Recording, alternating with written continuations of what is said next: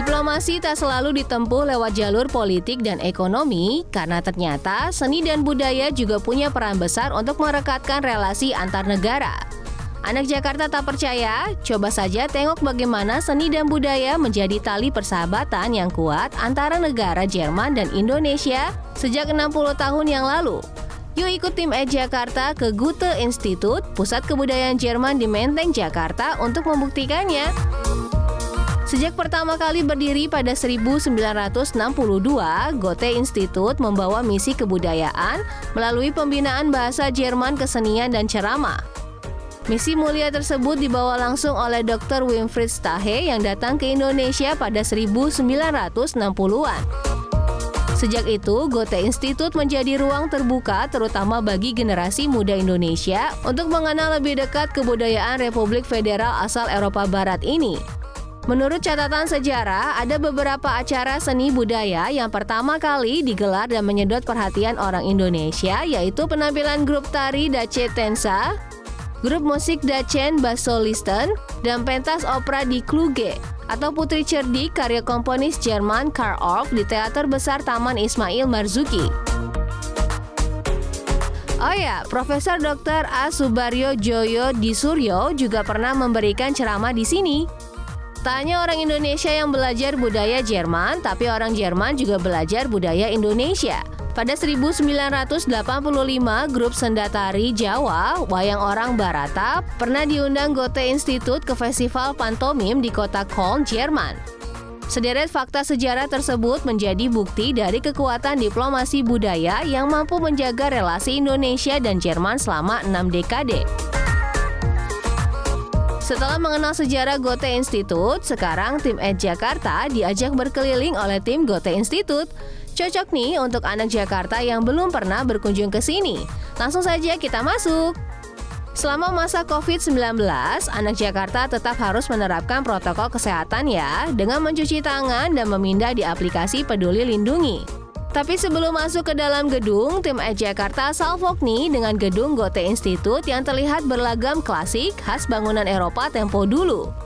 Dari segi historis, corak gedung yang berlokasi di Jalan Samratulangi nomor 9-15 seperti ini memang lumrah ditemui di masa kedudukan kolonial Belanda. Menurut Adolf Hucken dalam buku Menteng Kota Taman Pertama di Indonesia, kawasan Menteng menjadi kampung Belanda yang dihuni orang-orang Belanda dan Eropa dari kalangan ekonomi atas. Wah, ternyata tebakan tim Jakarta tak meleset. Gedung berkelir putih ini dulunya adalah sekolah untuk orang Jerman yang tinggal di Batavia. Anak Jakarta pecinta bahasa Jerman, jangan lewatkan informasi dari kakak resepsionis ini. Goethe Institut menawarkan kursus bahasa Jerman dari tingkat A1 hingga C2 yang diampu oleh para pengajar profesional bersertifikat. Setiap tahun lebih dari 5.000 orang tercatat belajar bahasa Jerman di sini. Selain kualitas pengajarnya yang terjamin dari segi historis, Goethe Institut sejak 70 tahun lalu konsisten sebagai institusi bahasa Jerman terpercaya yang eksis di berbagai negara. Anak Jakarta yang masih pemula, jangan kaget saat pertama kali masuk kelas bahasa Jerman di sini, karena para pengajar akan langsung memulai pembelajaran dengan menggunakan bahasa Jerman. Belum mengerti? Jangan malu anak Jakarta, karena para pengajar akan maklum sekali meski kemampuan bahasa Jerman kita masih terbatas. Penggunaan bahasa Jerman selama pembelajaran bukan untuk mengintimidasi, tapi untuk membiasakan kita mendengar, menulis, dan berbicara dalam bahasa Jerman. Hal ini menjadi metode unik yang diterapkan Goethe Institut untuk mendorong kita semakin terpacu untuk terus belajar bahasa Jerman. Anak Jakarta bisa mengikuti kursus bahasa Jerman secara luring setiap hari Senin pukul 9 pagi sampai 5 sore dan Selasa sampai Jumat pukul 9 pagi sampai 6 sore. Buat kalian yang berada di luar Jakarta, jangan khawatir karena sejak pandemi COVID-19, kursus bahasa Jerman Goethe dibuka dengan metode hybrid alias luring dan daring. Jadi cukup dengan perangkat gawai dan sambungan internet, dimanapun anak Jakarta berada bisa tetap mengakses kursus yang telah diikuti lebih dari 5.000 peserta dalam setiap tahunnya ini. Para nerd alias kutu buku pasti senang deh ke lokasi selanjutnya.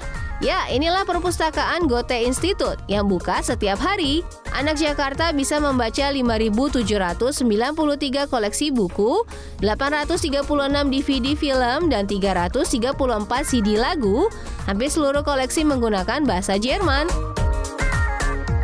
Koleksi perpustakaan ini pastinya sangat menunjang kemampuan anak Jakarta untuk berbahasa Jerman.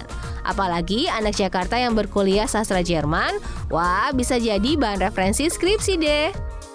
Tenang-tenang, perpustakaan tidak melulu membaca dan mendengarkan lagu kok. Anak Jakarta pencinta game juga dimanjakan dengan 42 permainan papan, 65 game video, dan belasan konsol video game yang pastinya seru dan menyenangkan.